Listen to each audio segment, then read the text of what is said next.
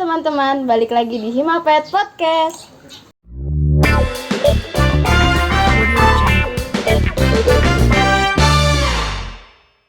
Kenalin, nama gue Asri dari Peternakan 2019.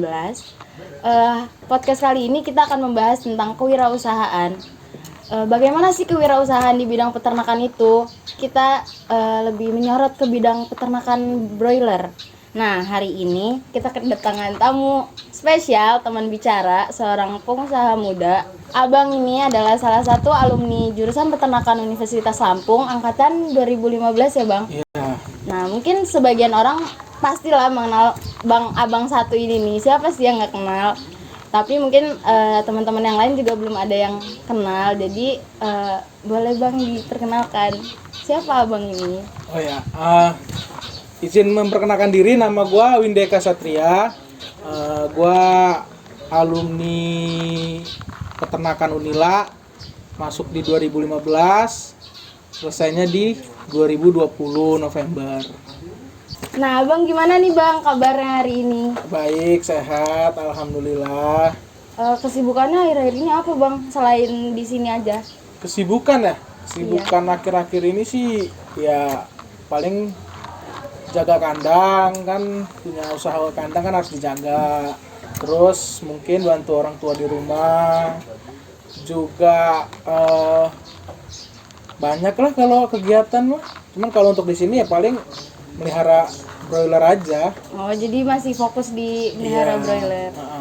Nah, ngomong-ngomong Bang, baju Apa Abang tuh? bagus banget Bang. Masa iya sih? Iya, bagus Oh, iya. banget. Ini ada di sini ada tulisan apa Bang? Ini bacaannya Himapet, Animal Husbandry, Faculty of Agriculture, University of Lampung. Oh, bagus ya Bang, bahannya juga bagus ya Bang. Iya, belakangnya tuh ada belakangnya. gambar tuh. ada. Ini dikasih sama Himapet. Nah, jadi Himapet ini punya beberapa merchandise. Salah satunya ini baju peternakan yang Bang Windy pakai ini. Nah, kalau kalian mau beli baju kayak yang Bang Windy pakai, bisa cek di IG di namanya Himapet Shop. Nanti ditaruh di bawah sini. Teman-teman, jadi hari ini kita lagi di kandang Bang Windy. Di daerah mana Bang kalau boleh tahu? Di daerah Desa Wonodadi, Kecamatan Tanjung Sari, Kabupaten Lampung Selatan. Oh, ini masih daerah Lampung Selatan ya Ini Bang? masuk Lampung Selatan. Oh. Kalau yang bingung, di dekat Berhen bisa, di dekat Tanjung Bintang bisa, di dekat Peternakan Sapi Rakyat SPR, Peranakan Ongol yang murni di Wawasan bisa juga dekat situ. Banyak kok dekatnya, nggak jauh dari kota. Oh iya. Iya. Nah, awal mula Bang mau usaha peternakan broiler ini tuh apa sih Bang? Awal mulanya, Iya. kalau cerita sedikit boleh tapi ya. Boleh, banyak juga boleh Bang. Kalau ceritanya itu dulu itu kan belum ada minat di broiler, karena saya dulu punya usaha ini atau punya kandang ini, saya masih kuliah tahun 2017. Itu posisinya saya lagi praktek umum. Kan kalau di kampus ada praktek umum kan. Nah, itu saya lagi praktek umum kebetulan di Yogyakarta di Koperasi Susu Warga Mulia Sapi Perah. Nah, itu jadi saya lagi praktik di situ, orang tua saya nelpon. Kata-katanya gini, Mas atau Bang kata dia kan, Bapak lagi di daerah Tanjung Sari. Ngapain? Lagi mau cari sapi kurban. Oh yaudah. Terus ya, ini yang punya sapi kurban ini punya peternakan broiler kata dia. Oh bagus dong kan. Terus mau kayak mana? Iya, Bapak ada rencana pengen buka peternakan kata dia. Terus gimana? Nah, yang punya kandang ini kebetulan pengen jual kandang sama tanahnya. Cuman kan Bapak tahu, Abang kan minatnya di sapi dulu kan, di ruminansia. Cuman kalau memang dikasih usaha itu ya kita belajar lagi. Ya udah, akhirnya singkat cerita itu pokoknya nggak nyampe sehari transaksi jual beli itu terjadilah. Dulu kandang masih open dan juga ya masih kandang tradisional yang cukup lama, umurnya sekitar 20 tahun. Gitu. Itu tahun 2017. Jadi awal mulanya nih secara kebetulan ya Secara Bang kebetulan, sebenarnya. rencananya kan pengen beli sapi untuk kurban. Iya. Tapi kebetulan yang punya sapi kurban tuh dia pengen awalin kandangnya. Gitu. Tapi beli sapi kurbannya jadi. Jadi Oh, jadi belinya dua jadi ya. beli, jadi beli beli dua. kandang sama Beli kandang sama beli sapi kurban. Tapi kenapa Abang lebih memilih buat beternak broiler daripada beternak petelur, ayam petelur? Oh, kalau untuk itunya kayak ya saya lebih berpikir gini ya. Kalau untuk beternak broiler itu yang saya pikirkan dulu sebelum saya paham, beternak broiler itu nggak terlalu rumit, karena kalau yang setahu saya yang layer itu kan setiap ada beberapa hari atau beberapa umur di layer itu kan yang ada vaksin. Ya kan, kalau kita kan kalau di broiler kan mungkin vaksin itu cukup sekali, itu di penetasan doang. Iya. Sekarang kan udah lebih modern kan, jadi di penetasan cukup sekali vaksin, sampai di kandang kita udah nggak ada vaksin lagi, paling pemberian obat, pemberian herbal, gitu-gitu aja sih. Jadi ya kayaknya lebih nggak ribet di broiler gitu. Kalau saya sih lebih enak di broiler ketimbang di layer. Oh gitu. Ya, Tapi mungkin bagi penonton nih banyak yang belum tahu juga Bang tuh? perbedaan tentang beternak petelur sama broiler sebenarnya. Oh, kalau di peternakan broiler itu kan dia masa pemeliharaannya itu kan dari umur 1 sampai 30 hari. Nah, itu 30 hari itu kadang kita udah panen kan. Nah, masa panen tuh paling lama ya kemungkinan 10 hari. Cuman kalau di layer kan yang setahu saya nih, sepemahaman saya ataupun saya nanti ada salah dikit mungkin dari kawan-kawan sekalian bisa komen lah kan. Kalau setahu saya di layer itu kan pertama modalnya harus lebih besar, karena kalau di layer itu kan ayam bisa bertelur itu kan di umur 18 minggu. Iya. Sedangkan kalau untuk layer bibitnya yang masih DOC aja dari harga broiler itu kayaknya lebih mahal yang layer. Terus juga kan itu harus nunggu 18 Iya. minggu kemudian. Belum kita pemeliharaan, kasih makan bla bla bla. Cuman kalau yang pengen seminggu atau 2 minggu ke depan dia bakal bertelur kan bibitnya lebih mahal. Itu yang pulet. Oh iya. Yang pulet itu kalau nggak salah harganya sekitar 75.000 atau 70.000 per satu ekor. Lumayan ya. Iya, makanya kalau untuk layer kayaknya lebih banyak modalnya gitu. Oh, sedangkan kalau broiler lebih mudah lah ya Lebih mudah di iya. manage-nya. Terus kan ini kan Abang beternak broiler menggunakan kandang close house yang awalnya pas beli tuh open. Kenapa Abang lebih memilih buat jadiin kandangnya ini close house aja? Kalau untuk itunya ya kita kan bisa lihat sih sekarang kayak apa ya, kayak kandang open itu kan mungkin bisa dikatakan kurang berhasil. Karena kenapa kurang berhasil, kayak kandang open itu kan lebih rentan terhadap cuaca kan. Ya kita lihatlah cuaca di Indonesia ini kadang pagi panasnya tinggi, nanti siang hujan, sorenya panas. Nah itu kan untuk efek ayam kan sangat berpengaruh kalau untuk cuaca kan, apalagi broiler gitu. Makanya kita beralih ke close house, karena untuk di close house itu kan kita yang bisa mengatur suhunya. Ketika misalnya panas tinggi, kita bisa mainkan di blowernya ya kan, atau di cooling padnya kita hidupkan. Ketika dingin terlalu dingin, kita bisa mengatur kipasnya tidak terlalu dibuka sering-sering atau kita atur waktunya itu sih. Dan juga kalau untuk yang setahu saya untuk bobotnya di close house itu lebih maksimal. Contoh kayak yang setahu saya itu 30 hari di close house itu udah sampai 192 kilo. Kalau di open itu yang saya pernah dengar itu, karena di sini juga banyak open, itu paling 16, 17 umur segitu kan kurang gitu. Jadi lebih maksimal di close house. Iya, lebih maksimal di close house. Makanya rata-rata sekarang orang banyak beralih ke close house kan, karena mungkin bisa lebih menguntungkan. Terus kalau misalkan kandang open tuh juga rentan terhadap penyakit gak sih Bang? Iya, rentan terhadap penyakit karena kan ini terbuka. Jadi ya entah dari mana aja kan, namanya kita kan nggak tahu namanya kayak barang kayak virus atau bakteri kan kita nggak tahu kan. Apalagi udara terbuka kan dia bisa masuk ke kandang. Kalau close house kan kita udah memang tertutup gitu kan. Ayamnya juga jadi ngerasa lebih aman ya. Iya, nyaman, lebih nyaman ayamnya. Jadi memang kalau dia melihara broiler, kalau posisi kandang nyaman, dia otomatis pertumbuhan cepat gitu. Ya, sama lah kayak kita, kalau kita di lingkungan manapun kalau nyaman, dan kita istilahnya banyak untuk makan kan berkembangnya lebih cepat Iya, kan. lebih Lebih cepat tumbuh gitu sih. pertumbuhannya lebih Efektif. ya. Ini abang kandang losa sabang ini berapa meter sih bang? Gedenya, panjang, lebar? Kalau panjangnya itu 125 ditambah gudang pakan itu 5 meter jadi 130. Lebarnya itu 8 8 meter meter. ya. Dengan kapasitas Populasi itu kalau full 26.500. 26.500. Itu tiap mau masuk kandang itu DOC-nya penuh. Tergantung sih kita kalau misalnya bibit memang lagi melimpah biasanya diisi full.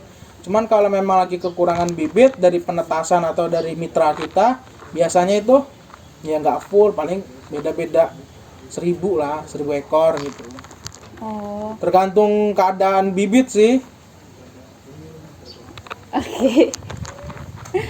Bang, Oh, apa ayam abang ini pakannya apa ya bang? pakan ayam. Iya, mereknya apa? Oh ya, jadi kandang saya ini kan bukan kandang mandiri. Iya. Saya ini kan bermitra dengan Sinar Ternak Sejahtera atau bisa orang sebut kayak anakan pokpan, karena segala macamnya itu dari bibit, dari pakan itu pokpan sendiri yang mengeluarkan.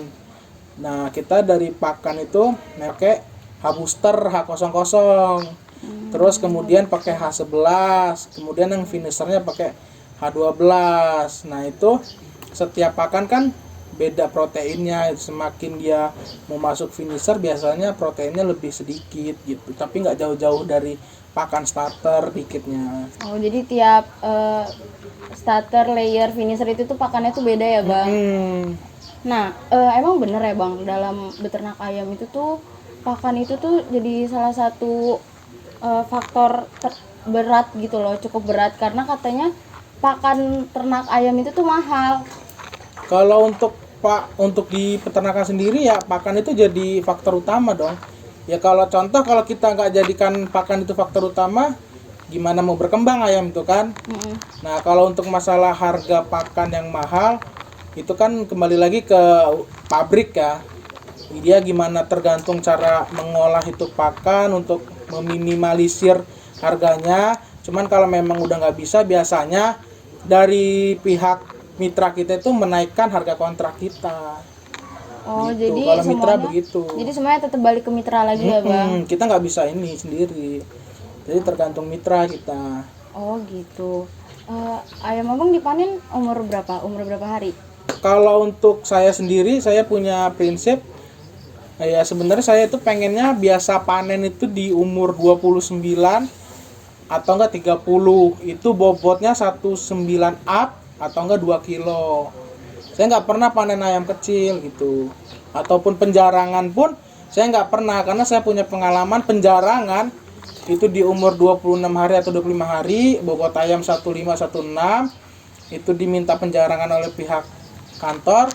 Ternyata pas dipelihara lagi itu berkembangnya lama dan tumbuhnya itu nggak maksimal gitu, karena kan namanya panen kan pasti dipilih ayamnya, diacak-acak, diuber-uber segala macam kan, stres ayamnya. Iya. Gitu sih.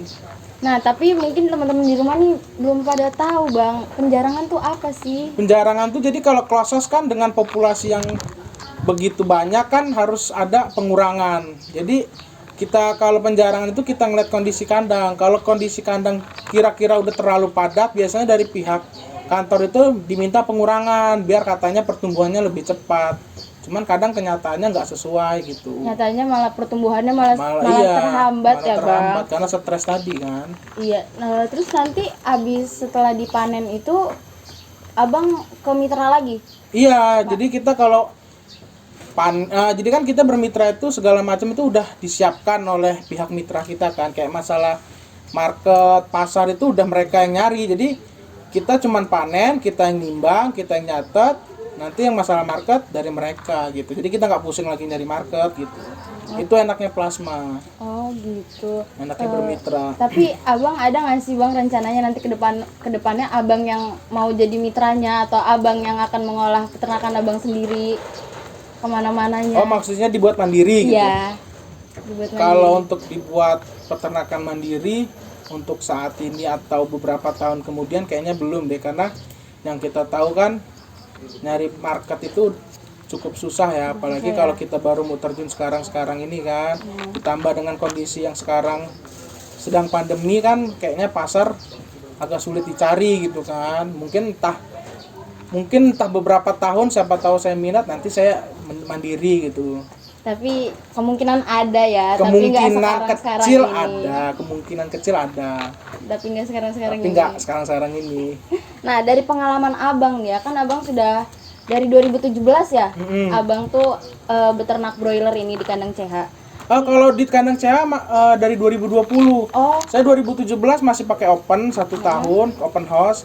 Cuman itu ya yang tadi saya bilang nggak ada hasil dari pemeliharaan, dari 5 periode itu nggak ada hasil sama sekali, cuman sekali lah, lainnya balik modal gitu-gitu aja. Jadi berhubung memang kandang open dulu udah cukup lama kan, udah 20 tahunan saya beli, saya bongkar kan, dan saya tahu keuntungan dari memakai close house, ya saya buat close house. nah kan berarti Abang udah ngerasain kan kalau kandang open itu tuh kurang menguntungkan, sedangkan kandang closed house itu menguntungkan. Nah, keuntungan apa aja sih yang udah Abang rasain? Ya keuntungannya kayak untuk tingkat kematian karena penyakit itu lebih rendah, dan untuk pertumbuhan itu lebih maksimal di close house gitu sih. Jadi emang lebih nyaman di closed house ya sebenarnya tuh. Iya, sama di samping kamu kayaknya. Jadi malu. Ini sambil ngerokok ya. Ah, iya Bang. Santai aja. Terus apa lagi? Nah, saya boleh tahu nggak sih Bang, Apa tuh? modal awalnya tuh berapa sih Bang buat bangun usaha ini tuh? Modalnya cukup sih. Ya, kalau untuk masalah modal apa ya? Sebenarnya kandang saya ini kalau untuk dicontoh kayaknya belum layak, karena belum layaknya terlalu banyak biaya yang dikeluarkan. Karena apa?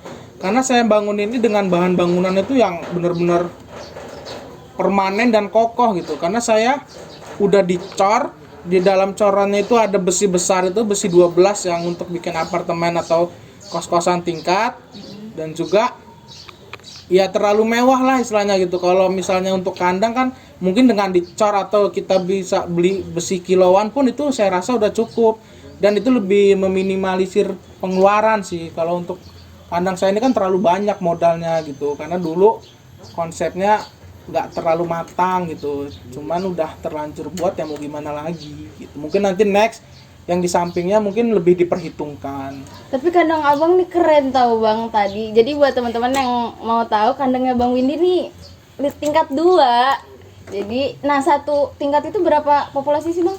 Kalau untuk kita kan, kalau close house itu kalau bisa kita maksimalin. Kalau bisa, kalau kita punya kandang close house itu jangan cuman single deck, karena kalau untuk single deck itu kan kurang ya.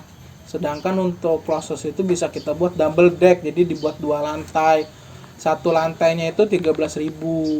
Jadi kalau 2 lantai kan 26.000 gitu. Iya Karena sih. kan kita bukan kandang panggung kan. Iya. Iya, kalau kandang panggung oke lah cuman 1 lantai kan. Iya. Kita kan memang dari dasarnya udah ada kandang. Sayang dong atasnya nggak diisi Iya. lagi, jadi kita tambah kandang lagi. Keren ya Bang, kayak kos-kosan jadinya. Nah, saya boleh tahu nggak sih Bang, pendapatan Abang atau keuntungan Abang tuh per satu kali pemeliharaan tuh berapa sih Bang? Kalau keuntungan ya, kalau keuntungan, jadi tadi kan ada pertanyaan tentang modal kan. Modal itu kemarin saya total sekitar 2,3 M modal yang saya keluarkan. Terus saya pakai duit bank itu 1,2 M, bunganya 300, jadi sekitar 1,5. Terus bantuan dari perusahaan tuh 12.000 per ekor. Kalau dikali jumlah populasi kan sekitar 300 sekian kalau nggak salah. Nah itu, jadi kalau untuk keuntungan sih yang penting kita bisa bertahan dan bisa berjalan aja. Tapi lumayan ya Bang. Kalau lumayan ya sangat lumayan. Sangat lumayan. Dan juga kemarin saya kalau untuk utang di kantor kan alhamdulillah udah lunas di 8 periode. Nah ini tinggal di bank. Jadi kalau memang bank udah lunas ya itu udah lumayan lah gitu. Karena beternak broiler ini sangat-sangat menguntungkan gitu, apalagi dengan klosos ya. Yang saya bicarakan tentang klososnya ya, itu sangat menguntungkan gitu. Nah, berarti dari 2020 itu abang udah berapa kali panen bang sebenarnya? Dari 2020 itu 1 tahun itu kemarin saya 6 periode. 6 periode. Seharusnya kalau untuk Lumayan, klosos itu maksimalnya 7 periode. Cuman berhubung saya masuk periode awal itu udah di akhir bulan Januari, jadi nggak dapat 7 periode. Dan juga ada kendala bibit agak lama masuk waktu itu, pernah sekali gitu. Nah, abang ini biasanya DOC-nya berarti dapetnya dari mitra juga tetap.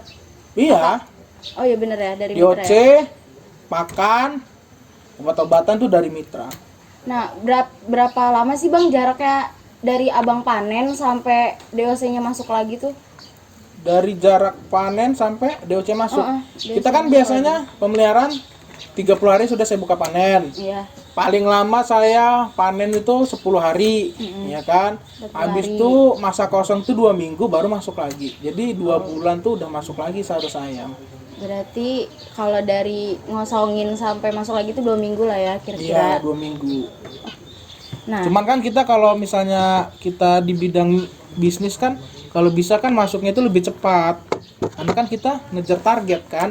iya. Gitu. Kalau bisa kita push PPL-nya untuk ini kandang udah siap dalam waktu misalnya 10 hari udah siap nih, udah ready.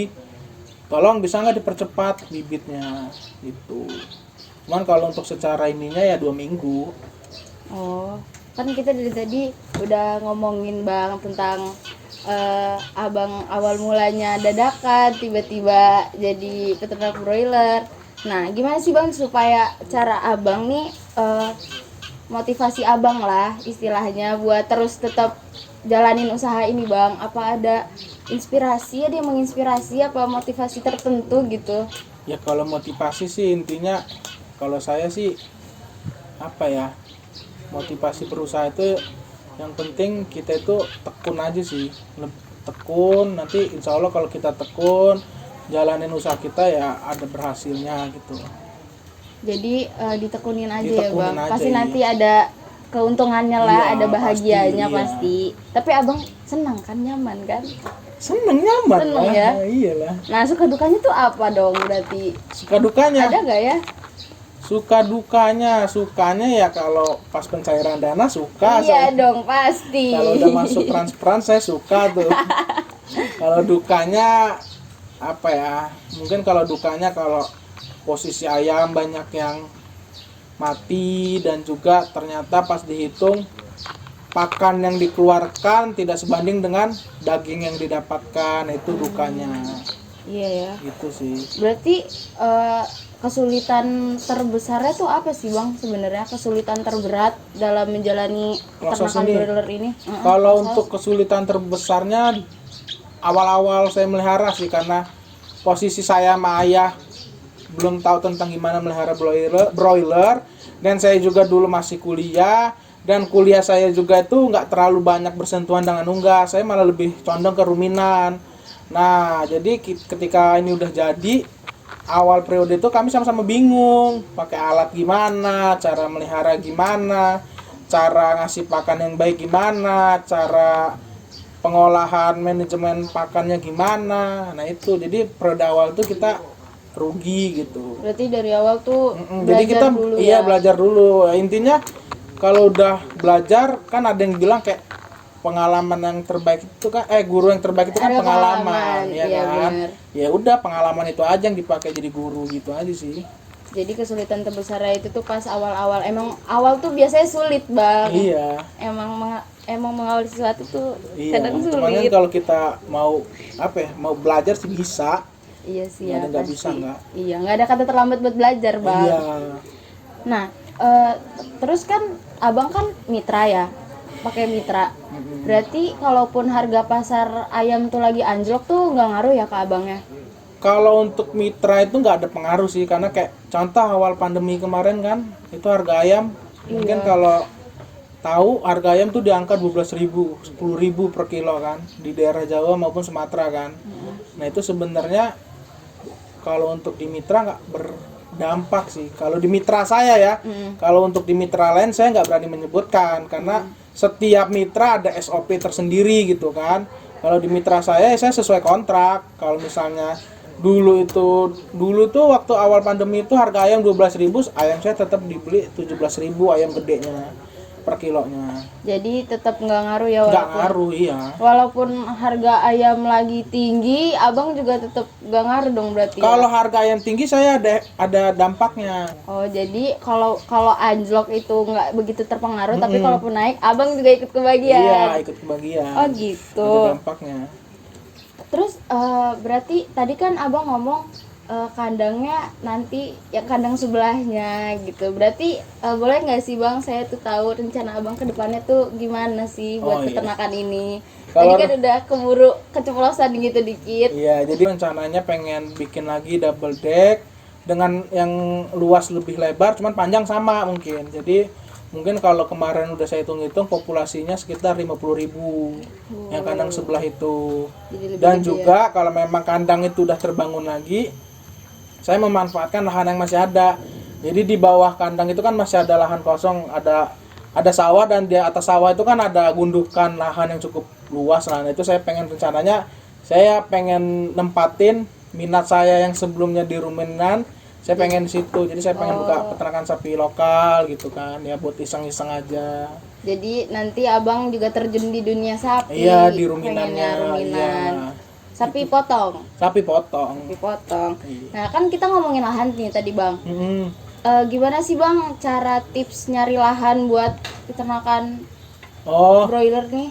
Ya kan kalau untuk secara teori yang saya tahu tuh kan jarak harus dari warga tuh sekitar 10 sampai 15 meter. Kalau yang saya dapat di teori kan. Dan juga harus ada sumber air. Terus tempatnya, akses jalannya tuh nggak terlalu jelek. Dan juga ya lingkungannya itu ya lingkungan istilahnya ya, kita namanya bikin usaha, lingkungan harus yang baik kan. Nggak mungkin yang di dalam usaha itu banyak lingkungan orang-orang yang nggak bener, entah garong, entah pencuri, kan kita nggak pengen itu sih kalau pengen nyari lahan yang untuk bikin peternakan gitu. Terus lahannya tuh rata ya bang? Harus rata. Lahannya harus rata. Ataupun dapat lahan yang istilahnya banyak gelombang atau yang terlalu banyak gundukan kan masih bisa diratain dengan alat berat kan. Iya sih. Tapi balik lagi ke modal. Iya, balik ke modal. Iya, balik lagi ke modal. Sebenarnya modal tuh masih dipikirin sebenarnya. Karena kalau terlalu banyak mikirin modal nggak jalan-jalan usahanya. Tapi kan maksudnya kayak banyak sih peternak yang baru mau mulai bang, kayak iya takut modalnya segini nggak cukup, tapi abang bilang kayak modalnya nggak usah dipikirin gitu. Sebenarnya tips and tricks dalam jadi peternak awal tuh kayak gimana sih bang, peternak pemula? Yang penting kalau setahu saya ya, kalau untuk masalah modal yang penting kita ada kemauan aja dulu deh. Iya. Kalau udah ada kemauan, nanti kan kalau untuk masalah modal pembiayaan ataupun duit pribadi kita kurang atau pengeluaran kita kurang kan masih ada bantuan dari bank gitu. Pasti kan. ada yang bantu ya, tapi bang. tetap kita perhitungkan. Misalnya kita minjem duit bank sekian, per bulannya sekian misalnya. Kira-kira pendapatan kita selama berjalannya usaha ini bisa nggak nutupin bank? Kalau misalnya nggak bisa nutupin bank, ya kita jangan pakai duit bank. Kalau misalnya mau minjem duit bank juga, kalau bisa saya kasih tahu nih. Kalau mau pakai duit bank itu, misalnya kita pinjam 1M gitu kan. 1M tuh jangan dihabisin semua. Sisain entah berapa ratus juta. Ketika usaha kita nggak jalan kan masih ada duit sisa nih. Bener. Buat nutupin yang bulan ini, nutupin bulan ini. Dan juga kalau mau pakai duit bank, jangan pernah dipakai untuk beli yang aneh-aneh. Contohnya, gue pakai duit bank nih, gue pengen beli mobil, gue pengen beli rumah, gue pengen beli HP. Lah usahanya Iya. Kan itu aturan buat modal usaha kan, tapi malah untuk visi misi buat poya-poya. Jadi usahanya malah nggak jalan. Malah usahanya nggak jalan, jangan kayak gitu kalau mau pakai duit bank, karena resikonya tinggi kalau pakai duit bank. Jadi kalau mau pakai uang bank tuh emang harus dipikirin secara Iya, kita harus ada ya. bisnis plan-nya, nggak bisa sembarangan. Nggak bisa sembarangan kayak, wah ada bank nih. Ada bank nih, minjem sekian, wah masih ada sisa nih, beli mobil lah. Ya kalau beli mobil, kalau dijual emang harganya bakal sama. Turun pasti ya. Turun. Kalau beli motor, pasti kan turun juga. Beli HP pun sama kayak gitu kan. Lebih baik ya kita simpen aja dulu sisanya. Kalau misalnya bulan depan usaha kita belum terlalu menghasilkan, masih ada sisa, kita tutupin pakai duit bank itu dulu. Gitu. Gitu teman-teman, buat modal. Nah, kan abang kan kita dari tadi kita udah ngomongin tentang peternakan abang di kandang abang, usaha abang. Tapi saya boleh tahu nggak sih kesibukan abang di luar sini nih apa sih selain di kandang nih? Kesibukan saya, Iya, di luar perkandangan ini. kesibukan saya itu kalau di luar kandang ya seperti pemuda-pemuda lain sih. Apa Ya, tuh? ya kita kan nggak mungkirin kita masih doyan main. Dan juga biasanya kesibukan saya itu ya bantu usaha orang tua yang lain. Kan saya ada usaha lain di pasar, dan juga saya kan ada bergabung di organisasi, bisa saya sebutin nggak? Boleh, Bang. Saya bergabung di organisasi Himpunan Pengusaha Muda Indonesia kan. Nah, di situ saya nebar-nebar link untuk untuk usaha saya. Saya kan ada usaha broiler, selain broiler kan di sini ada kolam.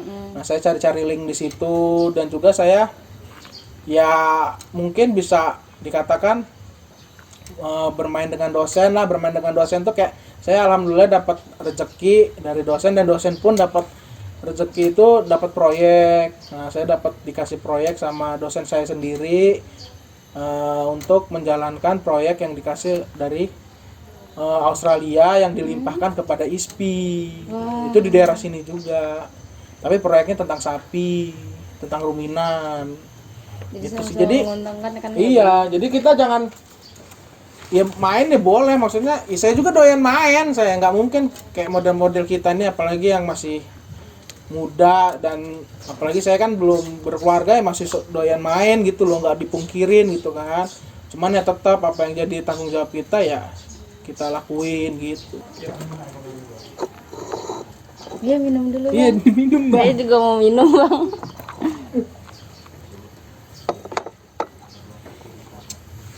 Jadi kalau itu ya main tuh boleh sih sebenarnya, cuman ya kayak masih kuliah kan, tanggung jawabnya ke tugas kan, Iya, benar. apa enggak ke praktikum atau enggak ke kuliahan gitu kan. Ya, jangan sampai tanggung jawab yang seperti itu dilalaikan gitu.